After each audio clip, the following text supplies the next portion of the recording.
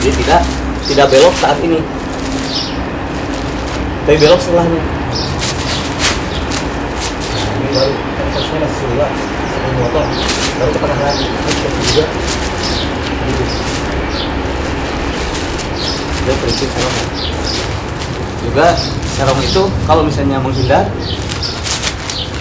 ya gitu. Sama. Kalau saya begini ke sana ya pasti. Dan dari sana gampang. Tapi kalau saya begini lebih cepat juga aman. Karena apa? Seperti kembali ya sudah itu pasti. Kalau orang misalnya menghindar ke sana, tuh